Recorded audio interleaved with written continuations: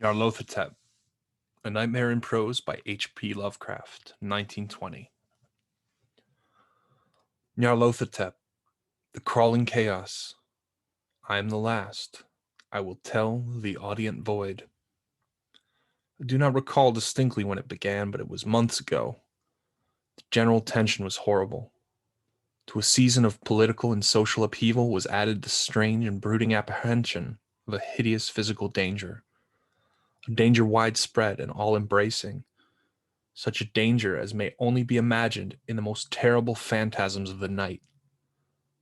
I recall that the people went about with pale and worried faces, and whispered warnings and prophecies which no one dared consciously repeat or acknowledge to himself that he had even heard.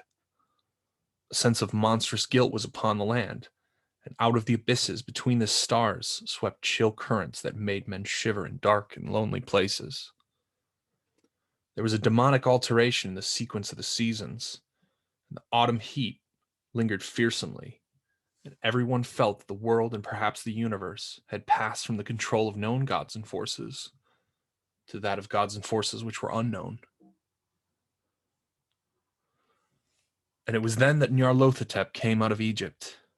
Who he was, no one could tell, but he was of the old native blood and looked like a pharaoh. The fellaheen knelt when they saw him, yet none of them could say why. He said he had risen out of the blackness of 27 centuries, and he had heard messages from places not on this planet. Into the lands of civilization came Nyarlathotep, swarthy, slender, and sinister, always buying strange instruments of glass and metal and combining them into instruments yet stranger.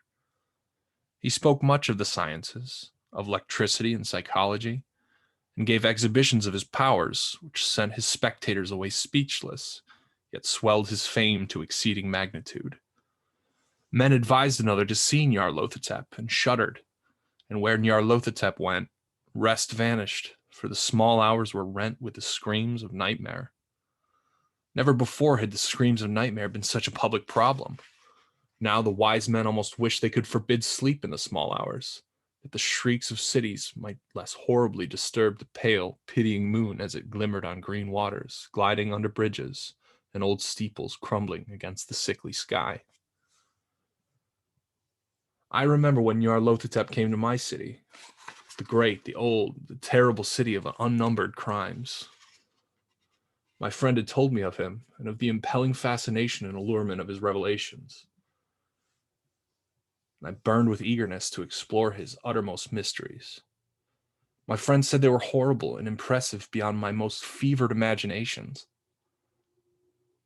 That what was thrown on a screen in a darkened room prophesied things none but Nyarlathotep dared prophesy, and that in the sputter of his sparks there was taken from men that which had never been taken before and showed only in his eyes. And I heard it hinted abroad that those who knew Nyarlathotep looked on sights which others saw not. It was in the hot autumn that I went through the night with the restless crowds to see Nyarlathotep, through the stifling night and up the endless stairs into the choking room. Shadowed on a screen, I saw hooded forms amidst ruins, and panicked, evil faces peering from behind fallen monuments.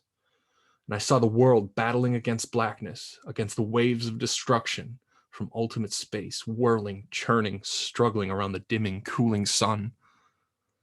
And the sparks played amazingly around the heads of the spectators, and hair stood up on end, while shadows more grotesque than I can tell came out and squatted on our heads. And then I, who was colder and more scientific than the rest, mumbled a trembling protest about imposture and static electricity. Nyarlathotep drave us all out down the dizzying stairs into the damp, hot, deserted midnight streets. I screamed aloud that I was not afraid and that I could not be afraid. And others screamed with me for solace. We swore to another that the city was exactly the same and we were still alive. And when the electric lights began to fade, we cursed the company over and over again and laughed at the queer faces we made. I believe we felt something coming down the greenish moon. For when we began to depend on its light, we drifted into curious and voluntary foundations and seemed to know our destinations, though we dared not think of them.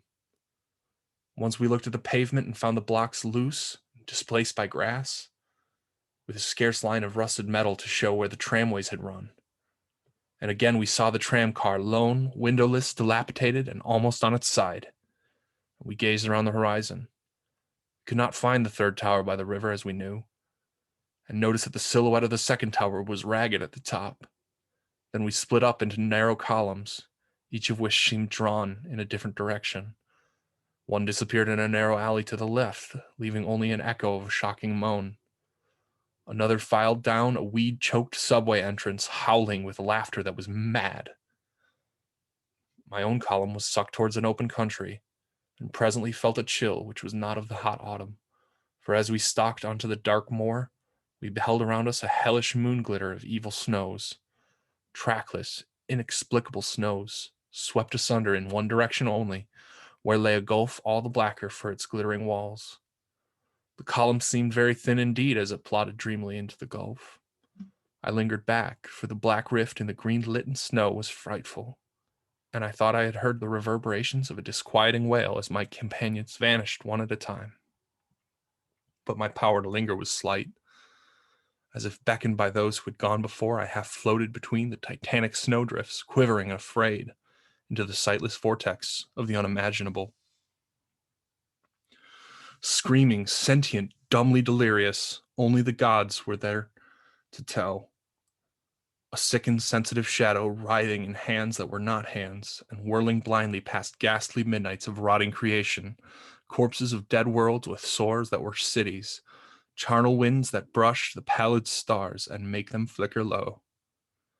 Beyond the worlds, vague ghosts of monstrous things, half-seen columns of unsanctified cities that rest on nameless rocks between space and reach up to dizzy vacua above the spheres of light and darkness.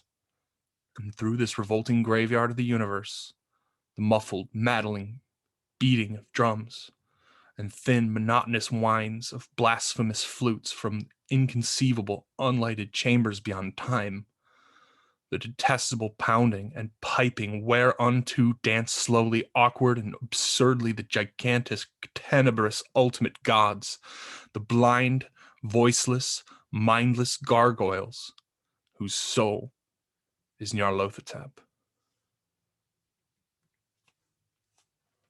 Howard Phillips Lovecraft wrote some of the most haunting, exhilarating, mind-bending fantasy horror ever. He's a foundational creator and influence of genre fiction, and he's a household name. If you've heard about him at all, you know that there's going to be a qualifying statement about these praises.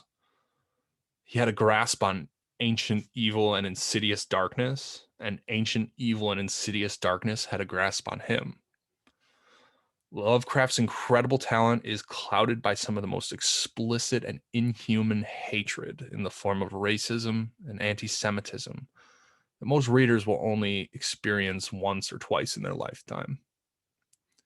I don't personally believe that we can separate this author from the work, because that only incubates his brand of hatred and lies in the warm blanket of our casual appreciation. As a librarian, I also believe that I have a responsibility for the preservation of information and stories in its proper place and context.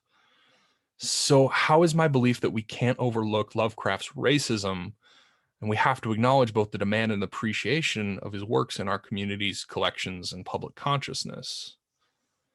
Well, we expose the rot and disease to the powerful sunlight of diverse, empowered, and critical authors and readership. We have to fight for the communities that he abused with his rhetoric to have their say and add their voice to the lexicon where he had previously sat unchallenged. And we do this by collecting, reading, marketing, promoting books by brilliant authors who have turned Lovecraft's bigotry into the horrors of his own mythos. Like The City We Became by N.K. Jemisin was the best book I read in 2020. Lovecraft Country by Matt Ruff, who's recently been turned into a well-received HBO show. Personal favorite of mine is Carter and Lovecraft by Jonathan L. Howard, and another brilliant author, Ruth Anna Emrys, who wrote The Litany of Earth. We can never escape or erase the shame of our collective past when it comes to racism, sexism, and homophobia. and we will never defeat it by trying to ignore or deny these things. Our path forward is to use the reality of the past as a roadmap for the future. Now, Ruth Anna Emrys wrote an incredible article for NPR in 2018 on Lovecraft and bigotry in genre fiction, and it's titled HP Lovecraft and the Shadow over Horror. She ends her thoughts on Lovecraft by saying, "For those who can't turn away from what glints at the heart of his slime, or who seek imperfect materials to sculpt into new strange forms, we must do our best to map the abyss." For more stories that feature Nyarlathotep, the crawling chaos, that were not written by an out and proud bigot, please look up Stephen King's Crouch End from the Dark Tower series, Alan Moore's The League of Extraordinary Gentlemen, Black Dossier, and Jonathan L. Howard's Johannes Cabal and the Fear Institute. Nyarlathotep, the Laddering Chaos, is actually also a playable character in the 1999 Terry Pratchett video game Discworld Noir. Let me know if you can find that one. Thank you for listening, and remember that the public domain is ours to breathe life into, draw inspiration from, and share with each other however we please. It's a beautiful thing.